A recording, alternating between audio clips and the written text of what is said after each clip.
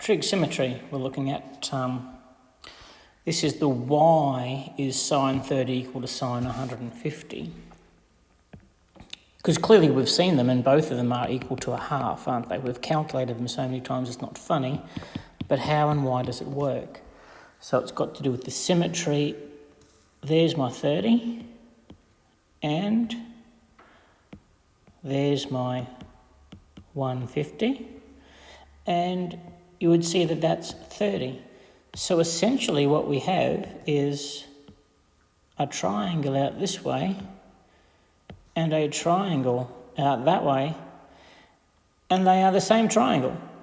They are the same triangle with the same lengths of each side, and really importantly, because sine, what colour will we go? Sine is the y component. They both have the same y component. So crucially, because this y value is the same in both of those terminal rays, the value of sine those angles, 150 and 30, will be exactly the same. And we know that they're a half because it's an exact value triangle. Now sine 200 and sine 340, I've got no idea what sine 200 is, but check this on your calculator, I'm sure they're the same. Where's 200? 200 is down there, and 340 is over there. If we were to measure these angles off the x-axis, they're our reference angle, aren't they? That would be 20 degrees and that would be 20 degrees. So again, we've got the same triangles, and really importantly, this y component is exactly the same for both angles. That y component is the same. And we know that everything down there is negative because y is always negative on beneath that x-axis, and everything up here, y is positive. They're all positive up there. Okay, cos, let's draw it. There's my 150, and there's my 210. Importantly, let's get these reference angles. There is 30 degrees and there is 30 degrees. So these triangles are exactly the same. Therefore, cos is the length of that line in both of those triangles divided by the length of the hypotenuse, which is the terminal ray. So you can see that all of those numbers, all of those lengths of those sides are exactly the same. And what we say is that, well, clearly this x component right there is identical to both of them. That's why cos 50 and sine 10 are the same, because they've got this same x component, because cos is the x component. Up here we were talking about the y component because sine is the y component. Okay. Let's do another one that we don't know the value of. You can use your calculators to verify that cos 85 and cos 275 are the same. So where's 85 degrees? 85 degrees is there, and 275 degrees is there. Let's look at our reference angles. Well, that's a hard one. That reference angle is 85 degrees and that one's 85 degrees, and our x component of both of those angles is exactly the same. It's right there. And because cos is the x component, that's why the value of cos 85 and cos 275 is the same. Tan 45, where's tan 45? Tan 45 is there. 45 degrees is there, and 235 is down there. Let's look at our reference angles. That's 45 and that's 45. Importantly, can you remember what we talked about with tan? Tan is the slope of the line. Oh my gosh, can you see that those slopes are exactly the same? It's actually a straight line. Therefore, the tan of 235 and the tan of 45 must be the same because those terminal rays have the same slope. Tan 10, there's 10 degrees, and 100 degrees is over here. Clearly we're looking at our angle here. Reference angle is 10 and our reference angle is 10. Oh my gosh, they have this, that's one line, they have the same slope. They have the same slope. Tan is the slope. Same slope, same value. Use your calculator to find it. I've got no idea what the value is, but they're the same. Up here we can work that out because 45 degrees is an exact value triangle. Okay, abstract time. I don't know what x is, but I'm wanting to simplify cos pi plus x. What we have is a complex subject of the trigonometric ratio cos. That's nasty. It's a complex meaning two parts. Okay, so there's a complex subject we want to simplify. This is the process. Let's just have a bit of a look. It's in terms of x. So you are going to draw on your unit circle an x angle. We don't know what x is. We're going to draw it as a nice acute angle. Got to be acute, otherwise it's hard to look at.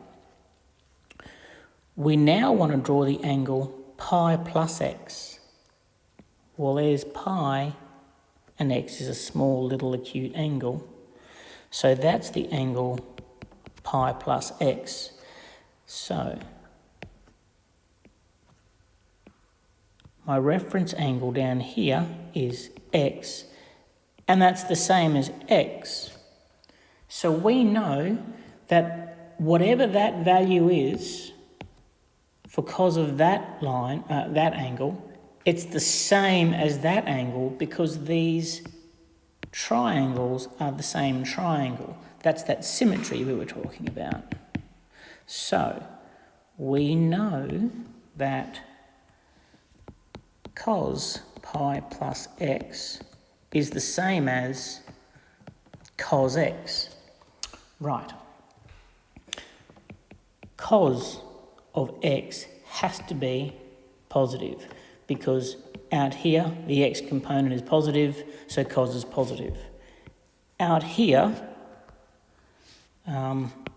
cos pi plus x, well, over there, the x component is negative, so cos pi plus x is negative. We have a negative positive relationship between those two angles. Therefore, we can say that cos pi plus x is the negative of cos x.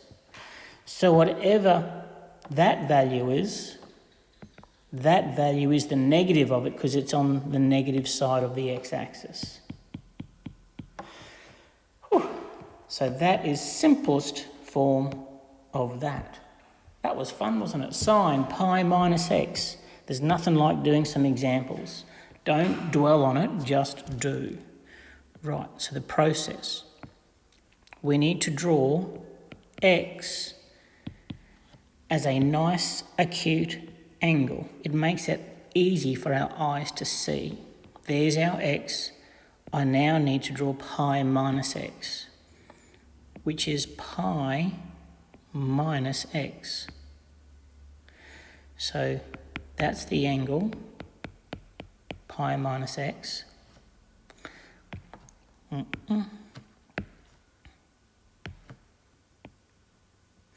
And we know that that thing in there is x. Oh my gosh, symmetry. We have those triangles. They are the same. Because of symmetry, we know that sine pi minus x must be the same as sine x. What we need to work out is whether they're both positive or negative. Over in quadrant 1, sine x is positive because this y component is positive. Over here in quadrant 2, sine of pi minus x is also positive because the y component is positive. Okay, we have a positive relationship between the two values. Therefore, there's a positive value between those two, which just means that sine pi minus x simplified is sine x. Oh my gosh, that's the reason. What colour will I choose? Sine 30 is the same as sine 150. Remember, pi is 180. Yep, so that 150 is actually pi minus x. It's coming together.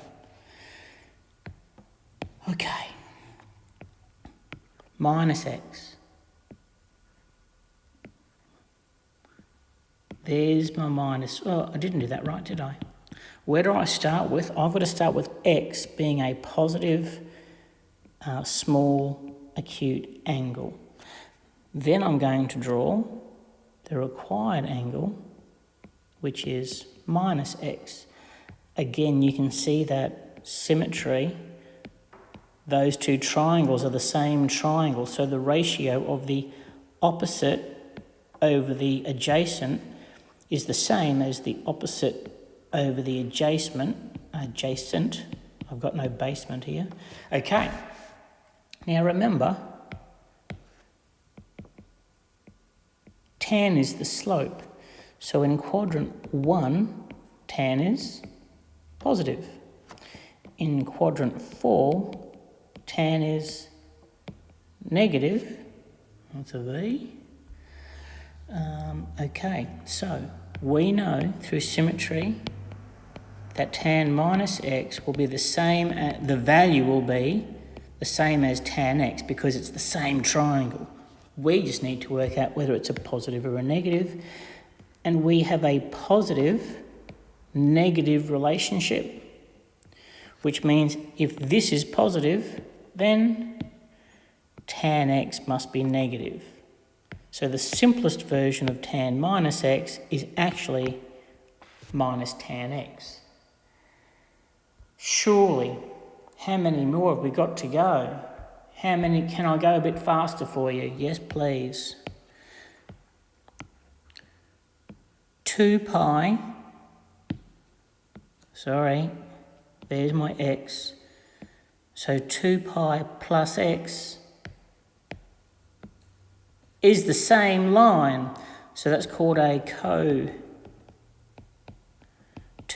angle. That's a different video. I'm sure you've already watched it. So how about we just go cos 2 pi plus x just equals, doesn't really take, that's a coterminal angle. It's the same terminal ray. Cos, there's my x, there's my pi minus x. You can see that cos is positive out here, Cos is negative out here, so cos pi minus x will be the same value as cos x, but it's definitely a negative positive relationship. So that's the simplest version of that. Diagram city. There's my x. 2 pi minus x. So I'm down here. You can see the sign is positive, sign is negative. So sine 2 pi minus x will be the same value as sine x, but we have a negative positive relationship. So let's go, that's why that negative goes there. Do we have many more?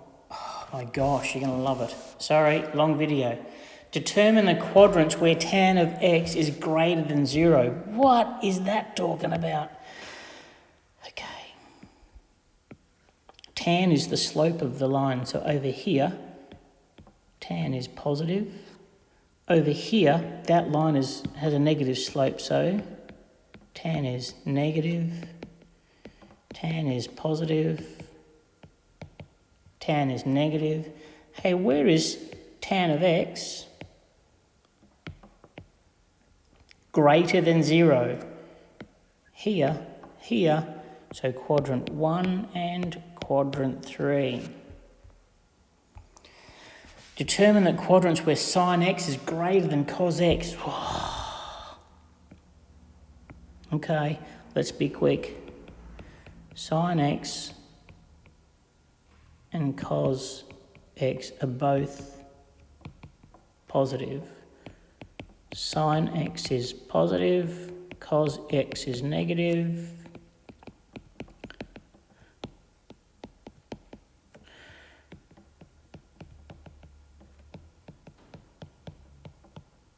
Okay, so for sine x to be greater than cos x, sine x is greater than cos x. I'm just looking and going, hey, sine x is positive there and cos x is negative there.